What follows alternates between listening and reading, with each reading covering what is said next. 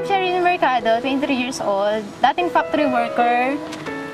2 years din ako doon and 1,000 lang yung sinasahod ko doon. Siyempre, hindi rin kasya sa family namin. Then, yung father ko wala din trabaho. Yung brother ko lang yung nag-work sa amin. So, syempre, mahirap din kasi meron din akong mga pangangailangan. Nakita namin si V-Mobile sa Facebook. Tinag ni Sir Ramil sa friend ng boyfriend ko. Then, siya yung nakakita nun. Hindi ako business-minded. Ayoko rin nung nagsasalita sa mga tao. So, mahihain talaga ako. And, nung una, naisip ko na yung business na yun, ng V-Mobile, hindi pa ako kasali, ginagamit ko na yung product natin. Nag-start ako, naglo-loading ako noon, so nag-enjoy ako sa paglo-load. Okay na sa akin yung may part-time na discount. So, noong una, syempre naisip ko na hindi ako kontento sa discount lang. So, tinanong ko nun si Kuya Ramil na kung paano niya ginagawa yung business. So, binigyan naman niya ako ng advice. Sinunod ko lang yung advice niya. Then, nag-start na ako. Talagang tinutukan ko na yung V-Mobile. So, first check ko sa V-Mobile, mga 10,000 din yon. So, first check ko pa lang yun. Ang dami ng pinaglaanan na yun. So, malaki talagang naitutulong sa akin ni V-Mobile. Sa family ko, sa sister ko, na nagpapaaral siya ng anak niya.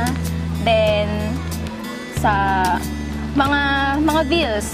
So, ako na lahat na gumagastos sa bahay. Naitulong sa akin ni V-Mobile. Napundar ko, laptop, cellphone, yung mga dating wala ako, digicam. So, maliliit lang yun, pero syempre, dahil kay V-Mobile, parang syempre napaka-importante nun. Tsaka, yung sa araw-araw namin, syempre hindi na mahirapan yung parents ko na humiram ng pera sa ibang tao, na umutang. Tapos, yung ate ko, natutulungan ko din. Then, sa sarili ko, nakakapag-savings na ako.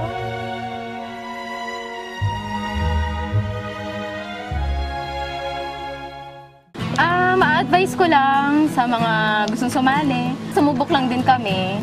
Talagang kailangan mo talaga magtiwala. Talagang sa una mahirap. Kasi, doon din ako nag-start eh. So, nahirapan ako. Nandun din yung times na parang ayoko na.